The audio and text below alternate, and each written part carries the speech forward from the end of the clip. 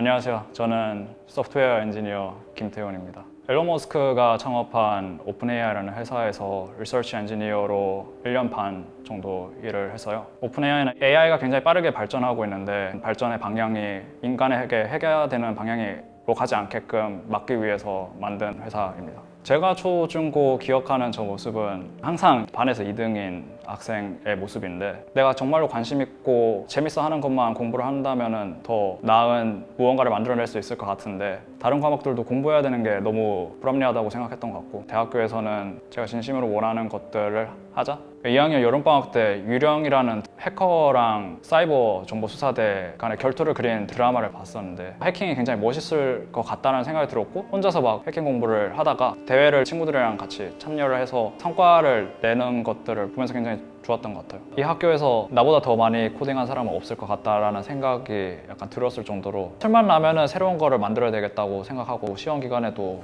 시험 공부 안 하고 코딩하고 정말 밥 먹고 코딩만 했던 것 같아요. 밥 먹고 자고 코딩하고 주변의 친구들이나 학교 학생들이 쓸만한 서비스들을 굉장히 많이 만들었었고 식단을 알려주거나 포탈 공지를 알려주는 봇들 같은 걸 만들었었어요. 네이버 클라우드 서비스를 위한 파이썬 라이브러리를 만들고 도큐멘테이션을 페이스북에 공유를 한 적이 있어요. 제가 만들었던 라이브러리가 네이버 랩스에서 내부 도큐멘테이션보다 훨씬 더 잘 쓴 라이브러리라고 화제가 돼서 네이버 랩스 디렉터로 계셨던 송창현 대표님이 인턴 한번 오라고 말씀을 해주셔서 랩스에서 인턴을 할 수 있었던 것 같습니다. 프로그래밍을 공부하기 시작한 지 10년이 지났는데 과거를 약간 돌이켜 봤을 때 저를 가장 성장시켰던 순간들은 제가 우물한 개구리였구나라는 걸 깨닫는 순간들이었던 것 같아요. 대학교에서 해킹이랑 슈퍼컴퓨팅 그리고 다양한 개발 활동을 하면서 저도 개발을 좀 하고 경력도 괜찮다라고 생각을 항상 하고 있었기 때문에 빙글이라는 회사에서 병특을 시작할 때도 적당히 놀다가 유학을 준비하면 되겠다라고 생각했었던 것 같고 그렇게 나태하게 보내고 있을 때 어떤 분이 저를 보고 싶다고 해서 연락을 주셨는데 별 기대 없이 그분을 만나러 갔다가 자기 소개를 해주시는데 저랑 동갑인 사람이 한국과학영재고에서 수석 졸업을 하고 고등학생 때부터 카이스트 연구실과 머신러닝 연구를 했었고 대학교에서는 이미 굉장히 많은 돈을 벌어봤고 스탠포드 졸업장이 별로 의미가 없다고 말하는 분을 뵈니까 집에 와서 한동안 누워 있었어요.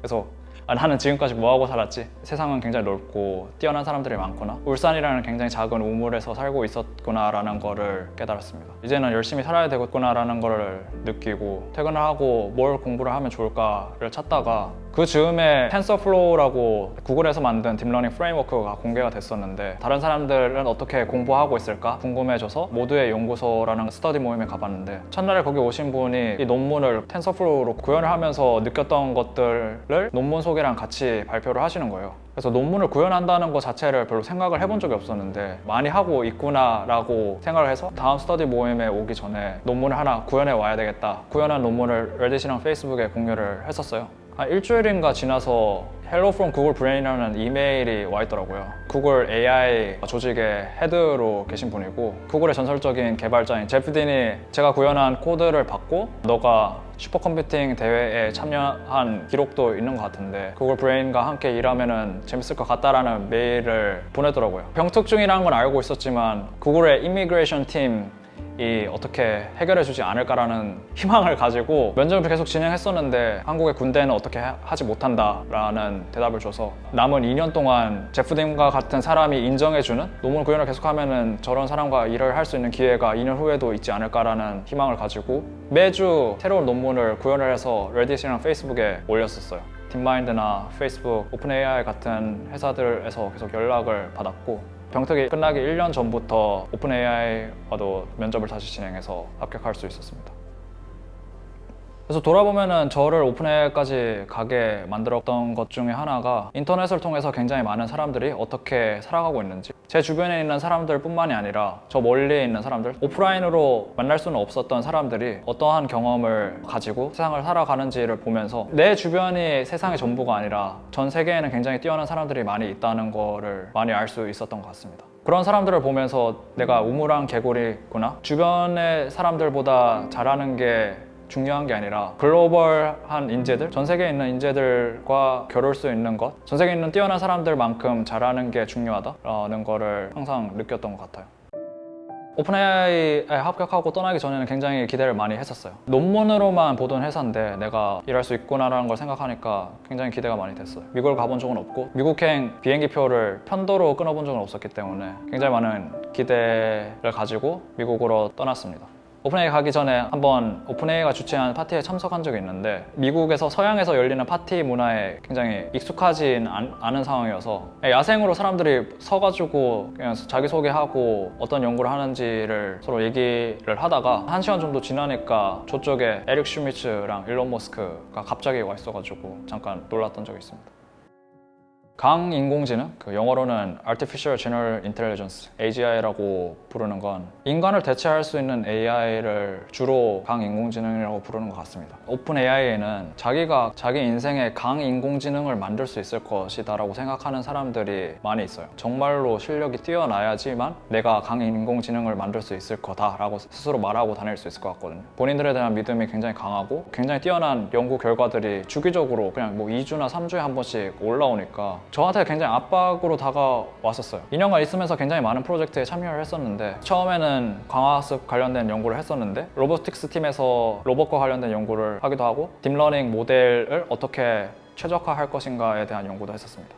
오픈AI에서 다양한 걸 느꼈었는데 가장 많이 한국이랑 다르다고 느꼈던 거는 팀 간 커뮤니케이션이 굉장히 활발하다는 거였는데 팀별로 밥을 먹으러 가지 않고 사람들이 온 순서대로 이렇게 차례차례 앉게 되는데 주로 하는 얘기는 너 요즘 뭐 하고 있니? 어떤 연구 하고 있니? 라는 거를 항상 물어보게 되고 그러니까 오픈AI에서 만난 친구들은 내가 누군가랑 스터디를 같이 하면은 더 빨리 이 문제를 해결할 수 있을 것 같다. 누군가랑 함께 코딩을 하면은 더 문제를 쉽게 해결할 수 있을 것 같다. 어떻게 하면은 자기의 생산성을 최대한으로 끌어올릴 수 있을지를 항상 고민을 하고 도움을 약간 액티브하게 많이 찾는 것 같더라고요. 제가 정말 못했던 것 중에 하나는 약간 사람들한테 도움을 구하는 거를 사실 많이 하지 못했어요. 그냥 한국이라는 문화에서 남들한테 도움을 요청을 하는 게 내 자신을 부족하게 보이게 만들기 때문에 그러한 시선을 인식을 해서 도움을 요청하지 않았었던 걸 수도 있는데 그거 말고도 일주일에 한 번씩 오후 5시 즈음에 피자 타임을 가졌었는데 식당에다가 피자를 올려놔요. 그러면 사람들이 와가지고 피자 한 조각씩 들고 얘기하다 보면은 제가 전혀 생각하지 못했던 아이디어, 프로젝트에 대한 인사이트나 새로운 방향에 대해서 툭 던지고 가는 사람들이 굉장히 많았거든요. 그러한 네트워킹 자리가 굉장히 많았던 게 인상 깊었고 이런 문화가 더 좋은 연구 환경을 만들지 않았을까라는 생각을 했었습니다. 오픈AI에서 2년간 있으면서 굉장히 많은 걸 배울 수 있었던 것 같아요. 새로운 걸 만들고 사람들이 좋아하는 걸 만드는 걸 좋아했었는데 일하고 싶다고 생각했던 회사에 와봤더니 하고 싶은 일과는 조금 거리가 있는 일들을 하니까 뛰어난 사람들이 많이 있고 다른 사람들은 굉장히 일하고 싶어 하는 환경이긴 한데 어느 순간 이게 정말로 내가 원하는 일이 맞나? 왜냐면 저는 정말로 즐거웠을 때 얼마나 열심히 일을 할 수 있는가를 알고 있기 때문에 내가 만든 일이 세상에 큰 가치를 만들어낼 수 있는 일을 하고 싶다는 생각이 들었고 오픈AI에서 만들어내는 기술의 발전들이 AGI에 가까이 가기까지는 조금 시간이 오래 걸릴 것 같다는 생각이 들어서 나도 갭이어를 가지면서 지금까지 하지 못했던 것 내가 컴퓨터만 보고 바라보지 못했던 세상에 대한 공부를 하면은 좋을 것 같다는 생각이 들면서 퇴사를 하게 되었습니다. 근데 사실 그런 걸 깨닫는 거는 목표를 달성해야지만 진짜로 좋아하는지 안 하는지를 알 수 있는 것 같아요. 울산에서 오픈AI 가기까지 굉장히 많은 변화들이 있었는데 새로운 사람들을 만났을 때 가장 크게 변했던 것 같아요. 제가 굉장히 좋아하는 말 중에 하나가 사람은 결심만으로 바뀌지 않는다. 사람이 변하기 위해서는 쓰는 시간을 바꾸거나 장소를 바꾸거나 만나는 사람을 바꿔야 변한다. 자기의 컴포트존을 넘어서야지 굳이 왜? 라는 질문을 하면서 안 하기보다 새로운 도전을 계속하면서 실패를 하면서 더 많은 사람들을 만나면서 그러한 깨달음을 얻을 수 있는 환경으로 자신을 밀어붙이는 게 개인의 성장에 굉장히 중요한 것 같습니다. 그래서 어떠한 미션을 추구하면서 살아야 될까를 퇴사를 하고 많이 고민을 했는데 성공하기 위해서는 내가 좋아하는 것, 내가 잘하는 것, 그리고 세상이 원하는 것 이 세 개의 교집합에 있는 일을 해야 성공할 수 있다고 생각을 많이 하게 되는 것 같아요. 과거를 돌이켜봤을 때 제가 만든 거를 사람들이 재밌게 쓰는 걸 많이 좋아했었기 때문에 제가 믿는 가치를 실현하는 가장 좋은 방법 중에 하나는 창업이라고 생각을 해서 이 기술로 세상에 큰 가치를 만들어낼 수 있는 방법을 고민하고 있습니다.